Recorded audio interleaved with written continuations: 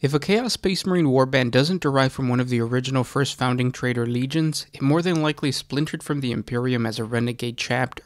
These occurrences are rare, but there has been one key moment in Imperial history where the High Lords and the Inquisition inadvertently created dozens of renegade chapters. One of these chapters is known as the Magma Hounds.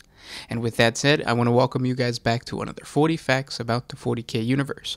I am your host, Gersh1, and today we're going to be talking about the Chaos Renegade chapter known as the Magma Hounds.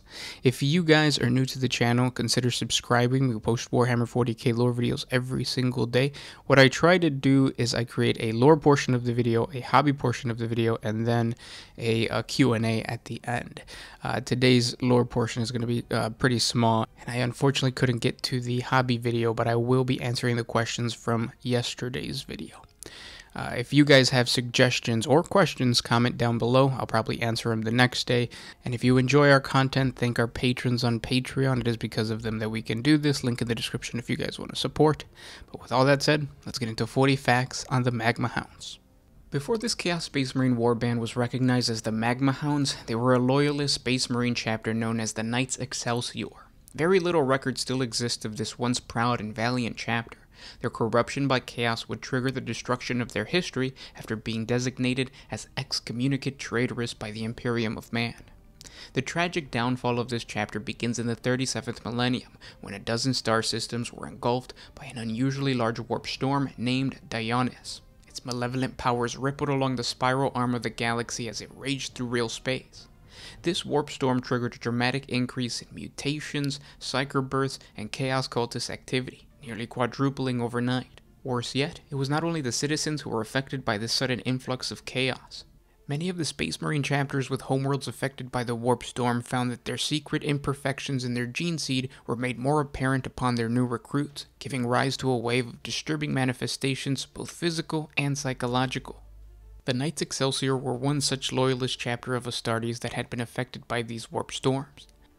When the Ecclesiarchy heard of the sinister turn of events, St. Basilius the Elder demanded that all those chapters of Adeptus Astartes whose homeworlds had been touched by the warp storm be rendered onto his judgment. Such was the Elder's influence with the High Lords of Terra that within a standard year this came to pass. After a series of stringent tests and prognostications, hundreds of chapters were deemed unaffected by the warp storm. No less than 30 were found wanting. They became known as the Judged, and they volunteered for a redemptive penitent crusade. The most militant of their numbers demanded the right to purify their tainted flesh in the fires of battle, and to make a noble end from their tragic misfortune. To the surprise of his closest advisors, the saint agreed to this proposal. He saw it fitting to send these accused into the Eye of Terror, taking the fight for the Imperium's future to the demon worlds inhabited by the Traitor Marines. A representative from each of the doomed chapters held an emergency council of dismay to discuss the proposal of the crusade. After some hours of debate, they acquiesced to the saints' demands, for they believed that martyrdom was preferable to an existence of suspicion and doubt. Their last few days saw a solemn procession of strike cruisers and battle barges pass through the Cadian Gate into the Eye of Terror, relay systems dormant and heretical colors obscured by black mag plates. One by one, the chapters of the Judge disappeared into the iridescent dust nebula that surrounded the Eye of Terror. As the massive Space Marine flotilla entered the Eye of Terror, they were set upon by a massive Chaos Warfleet. The resulting battle was so fierce that the ships of the Judge were forced to retreat and were scattered to the furthest corners of the Eye. Stranded across the void Cathalamar, the Knights Excelsior fought desperately to make sense of their new environment. The dark forge world of Temporia was a mind-bending contraption of cog plateaus, helican manufactorums, and spiraling staircases that clanked and span around the newcomers as if they were the epicenter of the world that they had just invaded. The superhuman biology of these Astartes was pushed to their limits as they were bombarded by the reality-bending powers of the Immaterium. While the minds of even the strongest mortal warriors of the Imperium like the Tempestus Scions, or even the Sisters of Battle, would have shattered in the face of such horrors, the Space Marines held strong. The determination to absolve their chapter's name and to give their lives for the Emperor, strengthening their resolve. With their hands tightening around their bolter, they prepared to face the arch-enemy like a true angel of death. At first glance, the knights thought that the beasts that crest each of the towering buildings were no more than drake-headed gargoyles, but the creatures unfolded themselves from the spires and plummeted towards the Space Marines, their maul-mounted weapons spitting fire. Bolter shells crashed to the floor as the Knights Excelsior open-fired on the metal abominations. The organized and targeted barrage was like a reflex to the Battle Brothers, and while some of these beasts crashed and burned into the twisted ferrocretes of the Hellforge, there were so many that were left, and their horrifying screech struck the Space Marines with devastation. They tried the best they could to rally each other, but the perverse dimensions of the battlefield made it nearly impossible for the warriors to hold the line.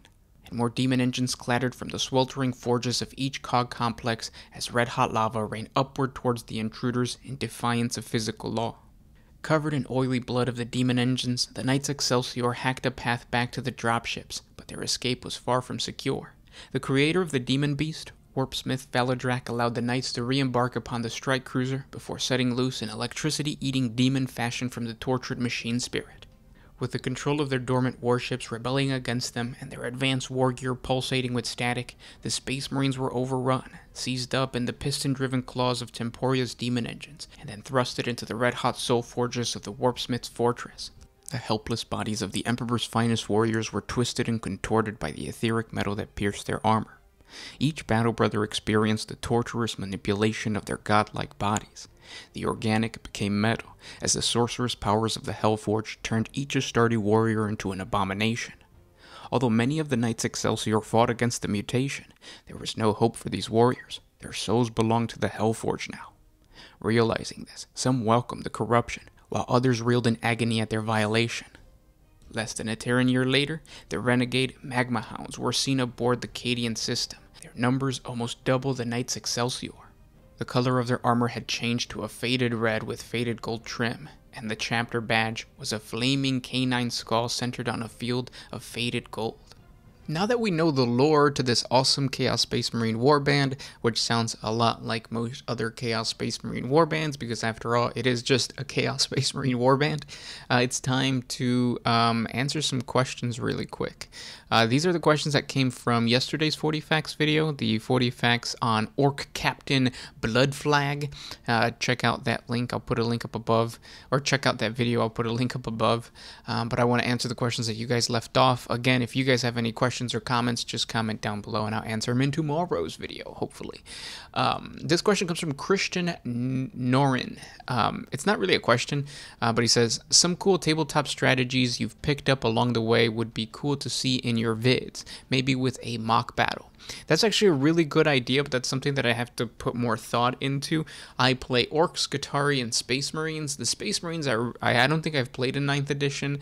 The Skitarii, my army's not that big, but the Orcs, I have a ton of great Orc strategies that I can give you guys, both like shooty and close combat, but again, I need to kind of like coordinate that a little bit better, so maybe videos down the line are gonna have that. But thanks for the suggestion. That was actually a really good suggestion. Now let's move on to some more questions. This one comes from James Kilts. Would you guys show tips for painting unique orc schemes like freebooters? Yeah, I actually saw this question and then I thought, ooh, this would be a really good idea to create a video where I paint up a model of each individual clan, and in the beginning of the video I can give you guys a quick little lore on each individual clan. But unfortunately I've already created 2 videos for those clans. So the next orc video that you'll see more than likely is going to have a painting tutorial where I paint the main orc cultures or clans. So Bad Moon, Snake Bites, all that kind of stuff. Great suggestion though. Freebooters are going to be really hard. I actually have... So in yesterday's video, because I was talking about the lore of Orc Freebooter Captain, I was actually going to paint my Freebooters. I have 10 of these guys that have, or they're not, they're flash kits, my bad. I have about 10 of these guys, and I was going to paint them, but I just didn't have enough time. So I guess the big struggle right now with creating these types of videos is like, the question and answer part is easy. The lore part we've been doing for so long that like, that's nothing. The big challenge is now introducing the hobby side of things, just because it does require more work and stuff. And right now, like the area where I work is pretty bad. I'm gonna turn you guys around, see if you guys can see it. There's just a bunch of junk over there, and the pink stuff that you see is actually a 4x6 foot board. It's a modular board for a trench thing, and that's what I'm working on right now. And then I also have like a bunch of random bits from different projects and stuff. So let me organize that stuff, and then I'll get into like making these longer videos, because painting orcs of each individual unique scheme would take a while. So stay tuned for that. But yeah, I definitely can do that. Ill says AMC question mark. It's all about BlackBerry. Yeah, I wouldn't get into BlackBerry. Actually, I wouldn't get into any of these meme stock things right now. I was a fool and I got into, what is it? Workhorse. Not a good idea. AMC still holding strong though, around the 50s. I got in really early, like I'm talking like $17. So I mean, it's all gains right now. If you're part of the ape army, like, stay there. Sell whenever you want to sell. But yeah, it's the AMC stock stuff is kind of all over the place, and it's crazy. It's cool that you guys know about it though. It's nice to see in the comments that you guys are, all like, we're talking about that and know what I mean and everything. There was another. Oh, Noah McDonald says he has a suggestion. Siege of Castellax, most likely spelling it wrong. I believe it's the Iron Warriors versus the Orcs. Keep up the great work. Yes, I'll take a look at that and see what the information is, and maybe that would be a good little lore video to introduce the unique orc tribes and stuff, or clans, whatever you want to call them. And then Christopher Vandenberg Garcia says 40 facts on the Siege of Vrax, one of the most ridiculous sieges in history. It's also one of the longest lore videos that I think I can do. So expect that maybe like later in the year. I need way more time. I know other YouTubers have covered it and they do a way better job. And then last question from Joseph PA05. How long has Warhammer been around? Warhammer is as ancient as the flow of human blood in human vein. No, but I think it's in the 80s, like early or mid 80s, that Rogue Trader came out. And then after that, it's, just been a ride. I think that before 40K, like I think the first one that came out, I'm not 100% sure, but I think the first one was Warhammer Fantasy, and then it was Warhammer 40K. But it really wasn't Warhammer 40K, it was Rogue Trader, if I'm not mistaken, if I remember that correctly. Maybe I'll do a 40 facts on the origin of the game. I don't know if you guys would be interested. It's not really lore. It's just history on the actual game. But yeah, those were the questions. If you guys have more questions, comment down in the comment section below. I hope you guys are enjoying these little video updates and stuff at the end of the video. I appreciate you guys interacting and just like, forming some form of community in the comment section. It's a lot of fun. I'm starting to see like certain people pop up from back in the day, so that's always nice to see. I'll talk to you guys tomorrow. This was Gersh1 with One Mind Syndicate signing out.